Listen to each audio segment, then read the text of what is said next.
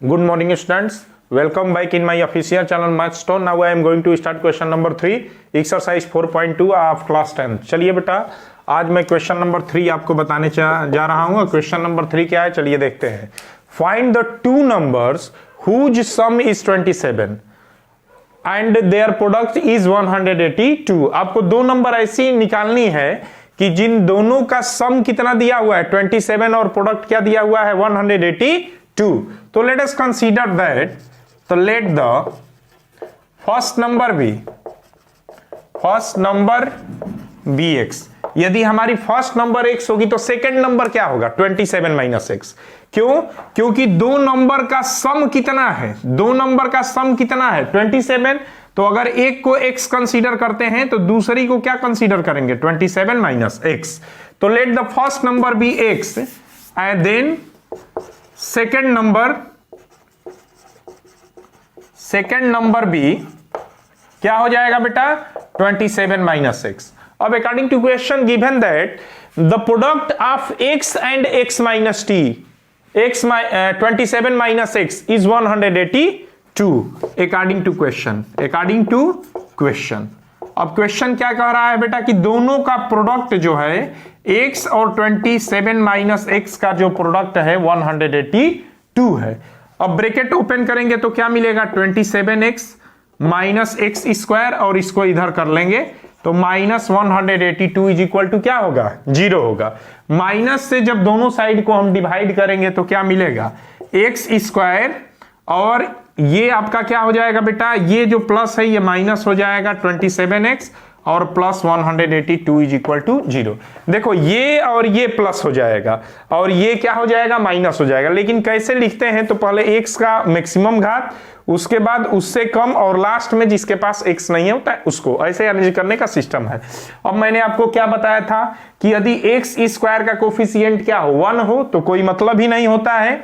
Last term देखते हैं कब, जब एक्स स्क्वायर का कोफिशिएंट 1 है तो, और लास्ट टर्म क्या है हमारा 182 और उसके बाद क्या देखते हैं मिडिल टर्म 27 और लास्ट टर्म के पहले का साइन।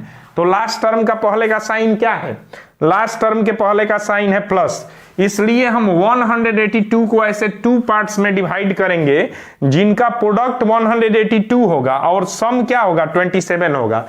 तो मैंने आपको बताया था पिछले वीडियो में, आप मेरा देखिएगा, मैंने आपको बताया था कि किस तरह से हम वो नंबर फाइंड अप करते हैं फैक्टराइजेशन मेथड के द्वारा।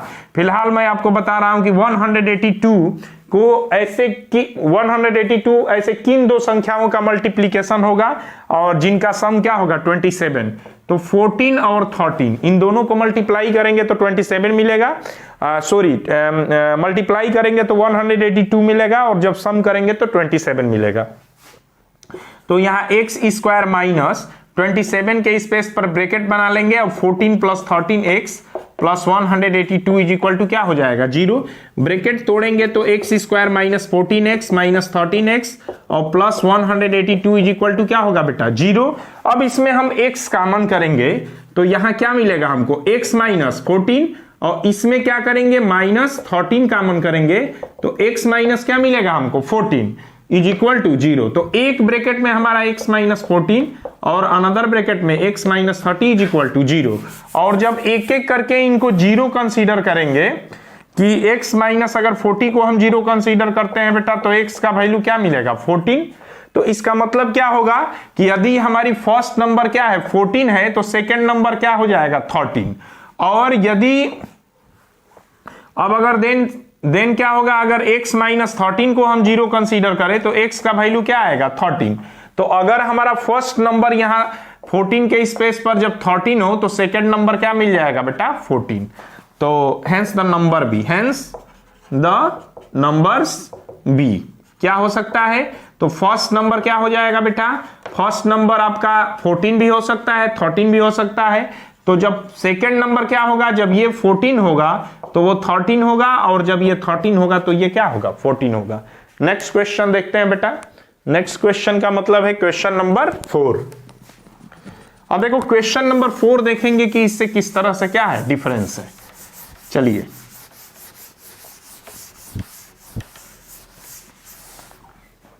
बेटा देखो क्वेश्चन नंबर 4 क्वेश्चन नंबर 4 क्या है कि find two consecutive positive integer sum of whose square is 365। अब कह रहा है पहले आप ये समझिए टू कंजुकेटिव पॉजिटिव इंटीजर क्या हो, कंजुकेटिव नंबर क्या होती है। तो एक के जस्ट बाद आने वाली नंबर को कंजुकेटिव नंबर, जैसे 2 के बाद 3, 3 के बाद 4, 4 के बाद 5, 5 के बाद 6, ये कंजुकेटिव नंबर कहलाएंगी। 3 और 2 और 3 क्या है, कंजुकेटिव है, क्योंकि 2 के जस्ट बाद 3 आता है। 3 और 4 ये भी कंजुकेटिव है। 3 के जस्ट बाद 4, 4 के बाद 5, ये कंजुकेटिव का मतलब एकदम लगातार आने वाली संख्या है। अब 2 के बाद मैं 4 लिख रहा हूं तो 2 के बाद तो 4 आ रहा है, लेकिन लगातार नहीं आ रहा है, 2 के जस्ट बाद नहीं आ रहा है, इसलिए ये कंजुकेटिव नहीं होगा। 2 का कंजुकेटिव क्या हो सकता है बेटा, 2 की कंजुकेटिव नंबर क्या हो जाएगी, ये दो लगातार कंजुकेटिव नंबर क्या हो गई, 2 और 3, क्योंकि 2 के जस्ट बाद आता है 2 और 3। तो ये क्वेश्चन है कि find two consecutive positive integers. तो कंजुकेटिव पॉजिटिव इंटीजर्स का मतलब हो गया, तो let the two positive consecutive positive integer भी एक x हो जाएगा तो दूसरा क्या हो जाएगा, x प्लस 1। मतलब 2 के बाद 3 है तो जो 3 है वो 2 से कितना अधिक है, 1 अधिक है। 3 के बाद 4 है तो 3 से 4 कितना अधिक है, 1। मतलब कंजुकेटिव नंबर्स के बीच का डिफरेंस बस 1 ही होता है। तो एक x हो जाएगा तो दूसरा क्या हो जाएगा, x प्लस 1। अब क्वेश्चन क्या दिया हुआ है बेटा, इन दोनों के स्क्वायर का सम ऑफ हुज स्क्वायर, इन दोनों के स्क्वायर का सम क्या है, 365। तो x का स्क्वायर x स्क्वायर और इसका x प्लस 1 का पावर 2, और जब दोनों के स्क्वायर का सम करेंगे तो 365 मींस x स्क्वायर। अब इसका तोड़िए ब्रैकेट, तो x square plus 1 means a square plus b square plus 2ab is equal to 365। अब जब ये इधर आएगा तो क्या होगा बेटा, x square 2x square plus 2x, और जब ये 365 इधर आ जाएगा तो माइनस 365 इज इक्वल टू 0। जब 2 से डिवाइड करेंगे तो क्या होगा, x square plus x minus 2 1 जा 2, 2 8 जा 16, 2 2 जा, और उसके बाद 2 2 जा क्या हो जाएगा, 4 इज इक्वल टू 0। अब लास्ट, अब देखो यहां भी देखो x स्क्वायर का कोफिशिएंट क्या है, 1, और लास्ट में नंबर क्या है 182, और उसके पहले क्या है माइनस, और x का कोफिशिएंट क्या है 1। तो ऐसे दो नंबर को आपको सर्च करना है कि जिसका प्रोडक्ट क्या हो 182, और अब यहां पे चूंकि माइनस है तो बीच वाला नंबर क्या है 1 है, तो दो नंबर का डिफरेंस बीच वाला होना चाहिए। तो यहां बीच वाला क्या है 1, तो 14 और 13 इन दोनों का मल्टीप्लाई 182 और डिफरेंस करेंगे तो यहां पर 1 मिलेगा। क्यों, क्योंकि लास्ट के पहले क्या है माइनस है। तो ये आपका हो जाएगा x स्क्वायर प्लस ये 1 के स्पेस पर ब्रैकेट बना के 14 minus 13x minus 182 is equal to 0। तो x square plus 14x minus 13x minus 182 is equal to 0। तो यहां से x कॉमन होगा तो x प्लस 14 और माइनस 13, और ये x plus 14 is equal to क्या होगा 0, क्योंकि इसमें x कॉमन होगा और यहां माइनस 13 कॉमन होगा। तो मिलेगा क्या, x प्लस 14 और यहां x minus 13 is equal to 0। अब क्या करेंगे, अगर एक एक को कंसीडर करते हैं तो यहां x plus 14 is equal to 0 है, तो x इज इक्वल टू क्या मिलेगा बेटा माइनस 14। अब ये सही है, नहीं है, क्यों नहीं है, क्योंकि क्वेश्चन क्या कह रहा है कि find two consecutive positive integers. हमारे इंटीजर्स कैसे होने चाहिए, पॉजिटिव होने चाहिए, और ये है क्या, निगेटिव है। Then it's not follow the condition, ये कंडीशन को फॉलो नहीं कर रहा है, इसलिए x का वैल्यू हम माइनस 14 क्या कर सकते हैं, नहीं ले सकते हैं, दैट इज इम्पॉसिबल। तो क्या लेंगे, अब यहां लिख देंगे इम्पॉसिबल अकॉर्डिंग टू कंडीशन, या इनगोर कर देंगे इसको। अब क्या ले सकते हैं हम, तो x माइनस 13 लीजिए, x minus 13 is equal to लिखिए तो x का वैल्यू 13। अब x क्या है, पॉजिटिव है, तो x जब पॉजिटिव है तो पॉजिटिव इंटीजर की ही बात कर रहा है, तो x का वैल्यू 13 ले सकते हैं। तो एक नंबर क्या हो जाएगा, hence the integers, hence the two positive conjugative integers क्या हो सकता है बेटा, यहां से एक 13 हो जाएगा और एक 13 + 1 कितना हो जाएगा बेटा आपका 14 हो जाएगा। नेक्स्ट क्वेश्चन की तरफ आगे बढ़ते हैं। नेक्स्ट क्वेश्चन देखते हैं, क्वेश्चन नंबर 5 क्या है बेटा।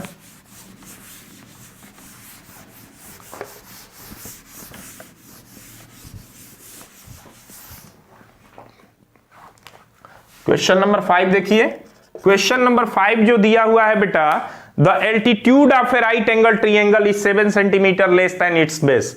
देखो राइट एंगल ट्रीएंगल, ये आपका राइट एंगल ट्रीएंगल है और इसी पर इस क्वेश्चन को क्या किया गया है, फॉर्म किया गया है। और राइट एंगल ट्रीएंगल का ये नॉर्मल होता है, इसको परपेंडिकुलर बोलते हैं, नॉर्मल एन से नॉर्मल आर परपेंडिकुलर। आप इसी को ही एल्टीट्यूड बोल सकते हैं, क्या बोल सकते हैं, और इसी परपेंडिकुलर को क्या बोलते हैं बेटा, एल्टीट्यूड बोलते हैं। और बाकी बीएस जो ये बेस है और ये जो है आपका क्या है, हाइपोटेनस है। अब इसी पर इस क्वेश्चन को फॉर्म कर दिया गया है। क्या किया गया है, देखो अब वैल्यू क्या दे रहा है, तो वैल्यू दे रहा है कि the altitude of a right angle triangle is 7 centimetre less than its base. तो एल्टीट्यूड तो क्लियर हो गया है कि एल्टीट्यूड ये क्या है, ए बी है, और बेस क्या है, बी सी। तो ये एल्टीट्यूड जो है वो बेस से क्या है, 7 कम है। तो यहां पे बेस पहले कंसीडर कर ले x, तभी तो एल्टीट्यूड निकल पाएगा, क्योंकि एल्टीट्यूड का डायरेक्ट रिलेशन किससे है, बेस से। और कह रहा है कि जितना बेस होगा उससे 7 कम होगा, तो यहां x - 7 हो जाएगा। और आगे क्या दिया हुआ है, if the hypotenuse is 13 centimetre, और हाइपोटेनस यदि 13 सेंटीमीटर है, then find the other 2 sides. तो आपको अदर 2 साइड्स निकालनी है। तो चलो, let the base be x and altitude be x - 7 centimetre. और देखो कह रहा है कि फाइंड द अदर 2 साइड्स। अरे भाई हाइपोटेनस दे ही दिया है, तो अदर 2 साइड्स क्या हो गया, ए बी हो गया और बी सी हो गया। मतलब उसी चीज को कह रहा है, वो कह नहीं रहा है। फाइंड द अदर 2 साइड्स का मतलब क्या निकालना है, बेस निकालना है और अल्टीट्यूड निकालना है। तो चलो, with the help of Pythagoras theorem यहां लिख देंगे कि we know that with the help of Pythagoras theorem। Pythagoras theorem से क्या होता है बेटा, परपेंडिकुलर का स्क्वायर प्लस बेस का square is equal to hypotenuse का स्क्वायर। तो परपेंडिकुलर का स्क्वायर a - b का whole square, x square plus a square plus b square -2ab plus x square is equal to 169। अब यहां जब आप करेंगे तो x स्क्वायर और x स्क्वायर क्या हो जाएगा बेटा आपका, देखो यहां 2ab करेंगे तो यहां 14x होगा, -14x। तो ये आपका हो जाएगा 2x स्क्वायर और -14x, और ये आपका ये 49 होगा। और जब 169 इधर आएगा तो -120 इज इक्वल टू 0 होगा। अब 2 यहां भी है, 2 यहां भी है, 2 यहां भी है, 2 यहां भी है, both side divided by 2, then we get that x square -7x और माइनस, और 2 से करेंगे तो 60 इज इक्वल टू 0। अब देखो यहां भी x स्क्वायर का कोफिशिएंट क्या है बेटा, 1 है, तो कोई मतलब नहीं है, लास्ट वाला सिर्फ टर्म देखेंगे तो लास्ट टर्म क्या है, 60 है, और लास्ट के पहले क्या है, माइनस है, और x का कोफिशिएंट 7 है। तो हमको 2 नंबर ऐसा सर्च करना है, चूंकि लास्ट के पहले माइनस है, तो जिसका प्रोडक्ट कितना हो, 60 हो, लेकिन डिफरेंस कितना हो, 7 हो। तो 12 और 5, अगर 12 में से हम 5 को माइनस करते हैं बेटा, तो डिफरेंस इसका 7 होगा और मल्टीप्लीकेशन क्या होगा, 60 होगा। तो यहां मिलेगा x स्क्वायर माइनस, यहां 12 - 5, x - 60 is equal to 0, then x square -12x plus 5x -60 is equal to 0। तो यहां x कॉमन, तो x - 12 प्लस 5, यहां x - 12 इज इक्वल टू 0। तो ये x - 12 और ये x plus 5 is equal to 0। तो देखो बेटा, अब यहां से 2 है, अगर एक बार हम फॉर एग्जांपल के लिए x plus 5 is equal to 0 लेते हैं तो x का वैल्यू क्या मिलेगा, -5 सेंटीमीटर। अब ये बताइए आप हमको, क्या कभी किसी ट्रायंगल की साइड अब यहां दिया हुआ है कि x का वैल्यू कितना है आपका 5 सेंटीमीटर कम है, तो साइड्स कभी भी जो होगी बेटा आपकी निगेटिव नहीं होगी, ठीक है ना, क्योंकि डिस्टेंसेस कभी भी, ये क्या है, ये डिस्टेंस है और डिस्टेंस कभी भी हमारी क्या नहीं होती है, निगेटिव नहीं होती है, तो दैट इज इम्पॉसिबल, इसको इग्नोर कर देंगे। किसको लेंगे हम, then x minus 12 is equal to 0, तो x इज इक्वल टू क्या हो गया, 12 हो गया। अब ये x इज इक्वल टू 12 हो गया तो हमारा बेस कितना मिल गया, 12, तो अगर 12 में से ये 7 निकल जाएगा तो परपेंडिकुलर अल्टीट्यूड हमारा क्या हो जाएगा, 5 centimetre. Hence altitude, find other two sides, तो लिख देंगे हेंस अदर टू साइड्स भी, अदर टू साइड्स भी। अब अदर टू साइड्स का मतलब क्या है, altitude, altitude is equal to क्या हो जाएगा 5 centimetre and base is equal to क्या हो जाएगा 12 सेंटीमीटर। चलिए बेटा हम लास्ट क्वेश्चन की तरफ बढ़ते हैं। अब लास्ट क्वेश्चन हम क्या देखते हैं, इस क्वेश्चन में कुछ नहीं था, बस पाइथागोरस थ्योरम का यूज करके और क्वेश्चन को क्या कर देना था, सॉल्व कर देना था। अब लास्ट क्वेश्चन बेटा क्या है देखें हम, ये भी बहुत इजी सा क्वेश्चन दिखाई दे रहा है।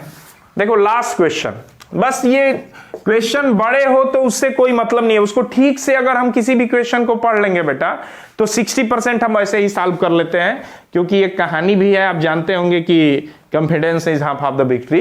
तो क्वेश्चन पढ़ने के बाद कॉन्फिडेंस आ जाता है, जब आदमी के पास कॉन्फिडेंस आ जाता है तो कुछ भी कर सकता है, because according to Napoleon we know that nothing is impossible in the world, everything depends, it's depend your thinking, ये आपके दिमाग पर क्या करता है, निर्भर करता है। तो चलिए क्वेश्चन देखते हैं। A cottage industry a certain number of poultry articles in a day, यहां पे छूट गया एक word, a cottage industry produced, यहां पर सेंटेंस छूट गया है बेटा, produced, A cottage industry produce a certain number of poultry articles in a day। अब देखो क्या कर रहा है, कॉटेज इंडस्ट्री का मतलब क्या होता है, कुटीर उद्योग, ठीक। अब क्या कर रहा है, प्रोडक्शन कर रहा है किसका, certain number of poultry articles. Poultry articles को क्या बोलते हैं, जिसको कि मिट्टी से जो बर्तन मिट्टी से बनते हैं उनको पोल्ट्री आर्टिकल्स बोलते हैं, ठीक है बेटा। जो कुम्हारी करके बनाए जाते हैं, चाक ओक पर जो बर्तन बनते हैं, मतलब मिट्टी का जो भी बर्तन होते हैं उनको पोल्ट्री आर्टिकल्स बनते हैं। तो कुटीर उद्योग में कॉटेज इंडस्ट्री क्या बनाती है, कुछ विशेष नंबर के पोल्ट्री आर्टिकल्स बनाती है एक दिन में। अब सर्टेन नंबर ऑफ, विशेष नंबर ऑफ, मतलब कि मान लीजिए कि कुटीर वो किसी विशेष नंबर, इसका मतलब क्या है कि कोई कॉटेज इंडस्ट्री है जो हर दिन इक्वल नंबर ऑफ पोल्ट्रिकल आर्टिकल को बनाती है। तो अगर मान लीजिए या किसी विशेष दिन कुछ सर्टेन नंबर ऑफ, निश्चित नंबर के आर्टिकल्स को बनाती है वो, तो अगर मान लीजिए कि वो निश्चित आर्टिकल क्या है, एक्स है, उस दिन किसी दिन बनने वाले वो निश्चित आर्टिकल क्या है, एक्स है, तो यहां कंसीडर कर लेंगे लेट द produced certain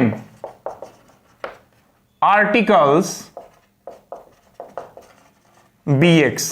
अब आगे बढ़ते हैं, पोल्ट्री आर्टिकल्स कितने क्रिएट किए जाते हैं एक दिन में, x। A cottage industry produce certain number of articles bx। अब क्या देखा गया, it was observed on a particular day, उसी दिन क्या देखा जा रहा है, दैट It was observed, ये देखा जा रहा है on a particular day that the cost of production of each article was 3 more than twice of the number of articles produced on that day। यह देखा गया कि जितने भी आर्टिकल प्रोड्यूस किए जा रहे हैं, अब चाहे जितने हो, 100 हो, 200 हो, 500 हो, मुझको मालूम नहीं है क्या है वो, लेकिन क्या कह रहा है कि जितने भी आर्टिकल प्रोड्यूस किए जा रहे हैं उसमें से किसी एक आर्टिकल का कास्ट ऑफ वन आर्टिकल क्या है, which are produce on a particular day, जो एक पार्टिकुलर डे के दिन क्या किए जा रहे हैं, प्रोड्यूस किए जा रहे हैं। कितना कास्ट है, एक का कास्ट कितना है, तो 3 more than the twice of number of articles produced on that day। देखो साफ लिख रहा है कि each article cost, cost of production of each article was 3 more than twice the number of article produced on that day. उस दिन जितना number of particle produce होता है उसके डबल से, ट्वाइस से कितना अधिक है? 3 अधिक है। बस यही 2 चीजें समझनी थी आपको, तो आपने समझ लिया। अब इसके नीचे पढ़िए simple. If the total cost of production on that day was 90 rupees, find the number of article of production and cost of each article. अब उस दिन का टोटल प्रोडक्शन का खर्चा, टोटल कास्ट क्या दे रहा है? 90 रुपीज। अब आप बताओ कि अगर मान लीजिए कि हम x के जगह पे हम 100 पेन एक दिन में प्रोड्यूस कर रहे हैं, और यदि एक पेन का कास्ट 5 रुपीज हो तो 100 पेन का कास्ट क्या होगा? 500। उसी तरह total number of produce particle x है, एक का कास्ट 2x + 3 है, तो टोटल कास्ट क्या होगा? इन दोनों का मल्टीप्लाई कर दो, तो x में 2x + 3 से जब मल्टीप्लाई करेंगे तो 90 मिलेगा। तो यहां मिलेगा 2x² + 3x और -90 = 0। 2x² + 3x और 90 को इधर कर लेंगे। अब यहां x² के पहले क्या है बेटा? 2 है, तो 2 से हम लास्ट वाले टर्म को मल्टीप्लाई कर देंगे, मिलेगा 180। अब 180 के पहले कौन सा सिंबल है? माइनस। तो 2 नंबर ऐसा सर्च करना है कि जिसका डिफरेंस क्या हो? 3 हो, और मल्टीप्लीकेशन कितना हो आपका? 118। तो ये आपका 15 और 12 होगा। इन दोनों का मल्टीप्लीकेशन 180 डिफरेंस 3। तो यहां लिखेंगे 2x², 3 के स्पेस पर 15 - 12 x - 90 = 0। अब ये आपका 2x² + 15x - 12x - 90 = 0। तो यहां पे x जब कॉमन करेंगे तो 2x + 15, और यहां पे जो कॉमन होगा वो 6 होगा बेटा आपका। तो यहां 2x और +15 = 0। तो ब्रैकेट में 2x + 15 और x - 16 = 0। अब एक को हम 0 जब कंसीडर करेंगे तो यहां से 2x + 15 = 0 मिलेगा, 2x = -15, देन x = -15/2। और x क्या है? नंबर ऑफ पार्टिकल्स होता है। तो ये डबल कॉन्ट्रडिक्शन पैदा कर रहा है। एक तो नंबर ऑफ आर्टिकल्स कभी भी क्या नहीं होंगे? आपके फ्रैक्शनल फॉर्म में नहीं होंगे, क्योंकि कोई भी चीज जो जैसे नंबर ऑफ कोई भी चीज खरीदनी हो, अब हम पेन खरीदने जाते हैं तो 2.5 गो पेन थोड़ी नहीं खरीदते हैं, या 3.5 पेन थोड़ी नहीं खरीदते हैं, 3 बोलो मतलब कि एकदम कंप्लीट पेन लेते हैं। तो ये, या गाय भी खरीदने जा रहे हैं तो हम क्या कहेंगे कि 2 दे दो और एक गाय आधी दे दो? नहीं, 2.5 गाय दे दो हमको, नहीं, कंप्लीट गाय लेते हैं हम। तो ये फ्रैक्शनल फॉर्म में कभी नंबर नहीं होते हैं। दूसरा, निगेटिव नहीं होते हैं, -3 गाय खरीदते हैं हम, नहीं। तो ये क्या होते हैं? कंप्लीट होल इंटीजर होते हैं और पॉजिटिव होते हैं। तो ये तो बेटा इम्पॉसिबल है। पॉसिबल क्या है? तो x - 6 = 0, x = 6। अब ये सही है आपका। तो number of articles produce on a day कितना हो जाएगा बेटा? 6। और कास्ट कितना हो जाएगा बेटा इसका? तो कास्ट हो जाएगा 15 रुपीज। कितना हो जाएगा? तो यहां लिखेंगे कि number of articles produced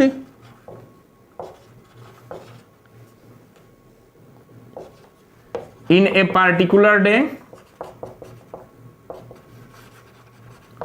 = 6 and cost of one article